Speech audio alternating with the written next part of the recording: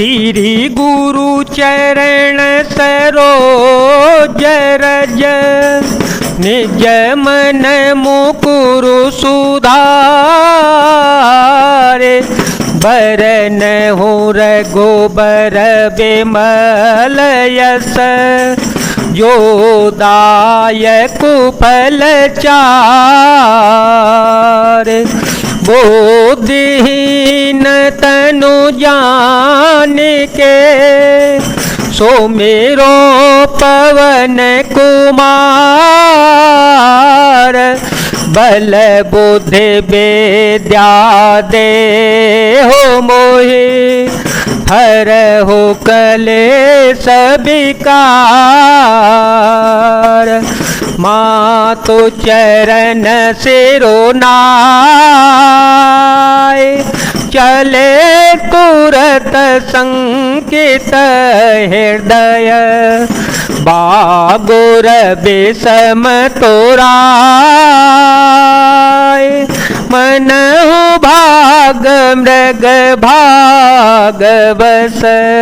माता के चरणों में सिर नवाकर हृदय में डरते हुए कि अब भी कोई विघ्न ना आ जावे, लक्ष्मण जी तुरंत ही इस तरह चल दिए जैसे सौभाग्यवश कोई हिरण कठिन फंदे को तोड़ाकर भाग निकला हो। गए लखनु जह जानकी नाथु भेमन मोदित पाए प्रिय साथो बंदी राम सिय चरण सुहाए चले संग नृप मंदिर आए कहीं परस पर पुर नर नारी कहीं परस पर पुर नर नारी भल बनाए विधि बात बेगारी भल बनाए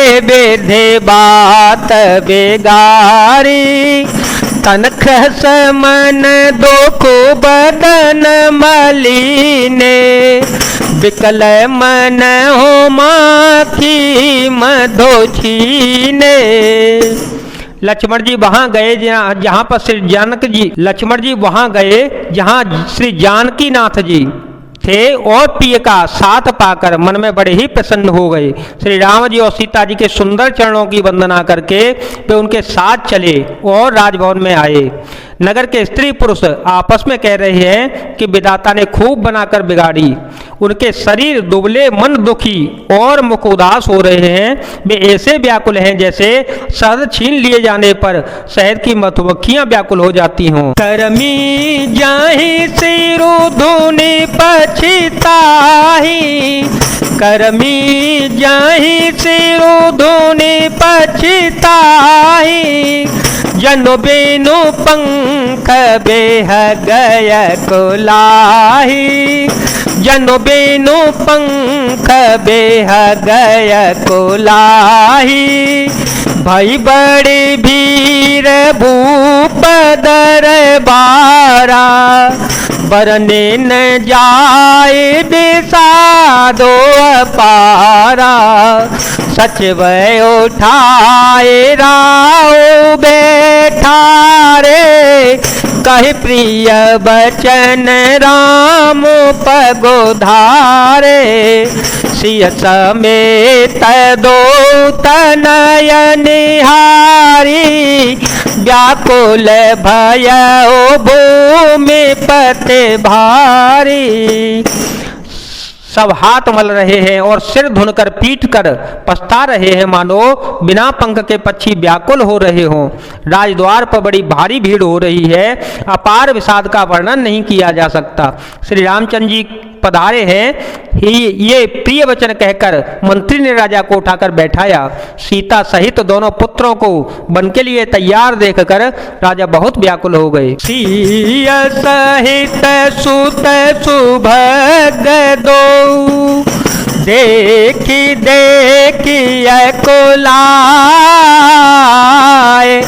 बारहि बार स्नेह बस राउले और ला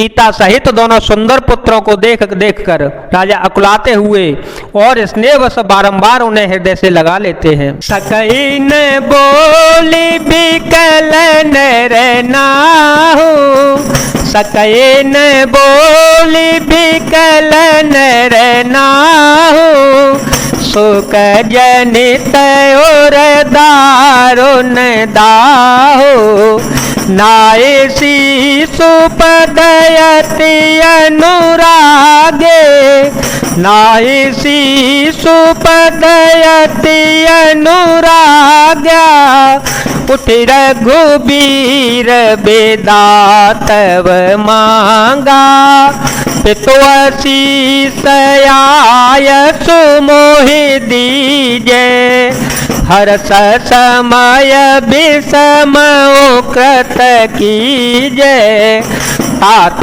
किए प्रिय प्रेम प्रेमादु, जासु जग जाए हो अपवादु। राजा व्याकुल हैं, बोल नहीं सकते, हृदय में शोक से उत्पन्न हुआ भयानक संताप है। तब रघुकुल के वीर श्री रामचंद्र जी ने अत्यंत प्रेम से चरणों में सिर नवाकर उठकर विदा मांगी। हे पिताजी, मुझे आशीर्वाद और आज्ञा दीजिए, हर्ष के समय आप शोक क्यों कर रहे हैं? हे तात, प्रिय के प्रेम बस प्रसाद प्रमाद कर्तव्य कर्म त्रुटि करने से जगत में यश छा जाता रहेगा और निंदा होती रहेगी। सुन स्नेह बस उठी नर नाहा, सुन स्नेह बस उठी नर नाहा, बेटा रे रघुपति गहे बाहा, बेटा रे रघुपति गहे बाहा, सुनहु तात तुम कहो मुनि कही, रामो चराचर नायक ही, शुभयरो अशुभ कर्मय नुहारी, शुभयरो अशुभ कर्मय नुहारी, ईसु दे फलो हृदय बेचारी, करई जो कर्म पाव फल सोई, निगम नीति असी कह सब कोई। यह सुनकर स्नेहवश राजा ने उठकर श्री रघुनाथ जी की बाह पकड़कर उन्हें बैठा लिया और कहा, हे तात सुनो, तुम्हारे लिए मुनि लोग कहते हैं कि श्री राम चराचर के स्वामी हैं। शुभ और अशुभ कर्मों के अनुसार ईश्वर हृदय में विचार कर फल देता है, जो कर्म करता है वही फल पाता है, ऐसी वेद की नीति है, यह सब कोई कहते हैं। और करे अपराध को और पाव फल भोगो, अति विचित्र भगवंत गते, को जग जाने जोगो, मंगल भवन अमंगल हारे, द्रव हो सुद सरत अजर विहारे, राम सिया राम सिया राम सिया राम, सिया राम जय जय राम। किंतु इस अवसर पर तो इसके विपरीत हो रहा है, अपराध को कोई और ही करे और उसके फल का भोग कोई और ही पावे। भगवान की लीला बड़ी ही विचित्र है, उसे जानने योग्य जगत में कौन है। राय राम राखन हित लागी, बहुत उपाय किए चलो त्यागी, लखी राम रुख रहतन जाने, धर्म धुरंधर धीर सयाने, तवन पसीय लाई और लीनी, अतहित बहुत भांति सिख दीनी, कहे बन के दुख दुसह सुनाए, सासु ससुर पितु सुख समुझाए। राजा ने इस प्रकार श्री रामचंद्र जी को रखने के लिए छल छोड़कर बहुत से उपाय किए, पर जब उन्होंने धर्म धुरंधर धीर और बुद्धिमान श्री राम जी का रुख देख लिया और वे रहते हुए न जान पड़े, तब राजा ने सीता जी को हृदय से लगा लिया और बड़े प्रेम से बहुत प्रकार की शिक्षा दी, बन के दुसह दुख कहकर सुनाए। फिर सास ससुर तथा पिता के पास रहने के लिए सुखों को समझाया। सियमनु राम चरण अनुरागा, सियमनु राम चरण अनुरागा, घर न सुगम बनु विषमु न लागा, और ओ सब सिय समुझाई, कहे कहे विपिन विपते अधिकाई, सचिव नारे गुर नारे सयाने, सहित स्नेह कहे मृदुबाने, तुम कहो तो न देन बनवासो, तुम कहो तो न देन बनवासो, करहो जो कहे ससुर गुर सासो, मंगल भवन अमंगल हारी, द्रवहो सो दशरथ अजर विहारे, राम से या राम से या राम से या राम, सिया राम जय जय राम। परंतु सीता जी का मन श्री रामचंद्र जी के चरणों में अनुरक्त था, इसलिए उन्हें घर अच्छा नहीं लगा और न वन भयानक लगा।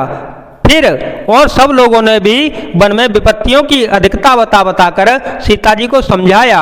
मंत्री सुमंत्र जी की पत्नी और गुरु वशिष्ठ जी की स्त्री अधुरंधति जी तथा और भी चतुर स्त्रियां स्नेह के साथ कोमल वाणी से कहती हैं कि तुमको तो राजा ने वनवास दिया नहीं है, इसलिए जो ससुर और गुरु सास कहें तुम वही करो। शिख शीतले हित मधुर मृदो, सोने सीता है न सोहाने, शरद चंद चंदने लगत, जन्नो चकई कुलाने। यह शीतल हितकारी मधुर और कोमल सीख सुनने पर सीता जी को अच्छी नहीं लगी। वे इस प्रकार व्याकुल हो गई मानो शरद ऋतु के चंद्रमा की चांदनी लगते ही चकवी व्याकुल हो जाती हो। जय जय श्री सीताराम, जय जय श्री हनुमान जी महाराज, जय भोलेनाथ, जय दीनानाथ, जय शिव शंकर।